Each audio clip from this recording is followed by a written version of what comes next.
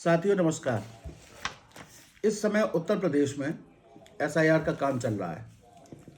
4 नवंबर से ये काम शुरू हो गया था और 4 दिसंबर तक चलेगा। इस समय पुरानी जो भी वोटर लिस्ट थी वो सारी चुनाव आयोग ने फ्रीज कर दी हैं। जो पुराने वोट हैं वो फिर से दोबारा सभी को बनवाने पड़ेंगे और इसके लिए आधार बनाया गया है 2003 की वोटर लिस्ट को। मैं आपको बताऊंगा कि किस तरह से इसमें काम किया जाना है, किस तरह से लोगों को अपना वोट बनवाना है।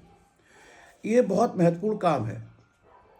इसी एसआईआर के कारण बिहार में जो सत्ता परिवर्तन होना था वो नहीं हो सका। एन चुनाव के समय 2 महीने पहले एसआईआर लाया गया।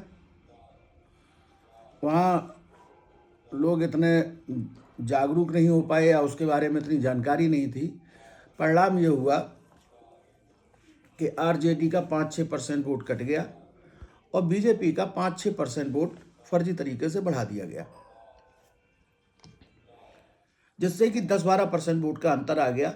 और इतनी बड़ी एंटी इनकम्बेंसी होने के बावजूद भी फिर से बीजेपी और उनके सहयोगी दल चुनाव जीत गए। खैर चलिए छोड़िए, वो तो बिहार की बात थी। हम उत्तर प्रदेश की बात करें। 2027 में चुनाव होना है। हमारे पास अभी पर्याप्त समय है। एसआईआर चल रहा है। मैं अपने सभी नेताओं से, कार्यकर्ता साथियों से, अपने बूथ के साथियों से, बीएलए साथ बंधुओं से कहना चाहूँगा कि ये समय बहुत महत्वपूर्ण समय है। इस समय जो बीएलओ हैं वो फॉर्म बांट रहे हैं एसआईआर के और घर घर दे रहे हैं। उन्हीं फॉर्म्स को भर के जमा करना है 4 दिसंबर तक हर हालत में। और जिसने वो फॉर्म नहीं जमा कर पाए उनके नाम वोटर लिस्ट में नहीं आएंगे। मैं आपको बताऊं, ये एसआईआर का फॉर्म जो है वो 2 कॉपीज में है। कई जगह सुनने में आया है कि बीएलओ द्वारा केवल एक ही कॉपी दी जा रही है। 2 कॉपी में है, इस तरह से 1 और 2। तो ये 2 कॉपी में उनसे लेना है।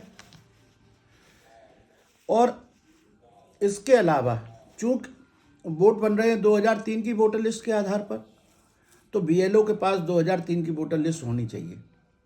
कई जगह से ये सुनने में आया कि बीएलओ के पास 2003 की वोटर लिस्ट नहीं है और ये जो कॉलम है, ये और ये दोनों कॉलम 2003 की वोटर लिस्ट के आधार पर ही भरे जाएंगे। बीएलओ को ये कह दिया गया है कि ये खाली छुड़वा के दे दीजिए, हम यहाँ तहसील में भर लेंगे। तहसील में आप क्यों भर लेंगे साहब? और इतनी बड़ी संख्या में आएंगे, क्यों भर लेंगे? इसके पीछे कहीं ना कहीं मंशा ठीक नहीं लगती है। तो जो हमारे बीएलए हैं, जो हमारे बूथ के साथीगण हैं, वो निश्चित तौर पे बीएलओ से 2003 की वोटर लिस्ट प्राप्त कर लें, अपने पास उसकी एक कॉपी रखें और जो भी फॉर्म भरवाएं ये पूरा ही भरवाएं, कोई कॉलम छोड़े नहीं, पूरा भरवाएं और उसके बाद अपना फॉर्म जमा करें। कहीं कोई इतनी बड़ी बात नहीं है, आराम से हो जाएगा, घबराने की बात नहीं है।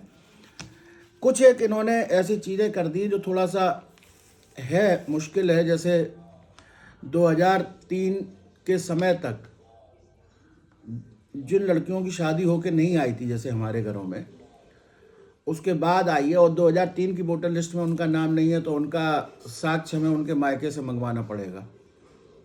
उनके माता पिता के वोट रहे होंगे 2003 में, वो मंगवाने पड़ेंगे, तो वो मंगवा लें। इसी तरह से नए बच्चों के अलग तरह से वोट बनेंगे। तमाम उसमें प्रक्रियाएं हैं, तो वो देख लें और अपना फॉर्म ज़रूर भर दें हर तरह से।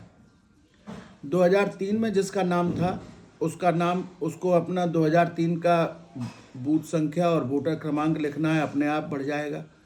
बाकी लोगों के नाम तो आ जाएंगे, फिर इन्हें बाद में साक्ष्य देने पड़ेंगे।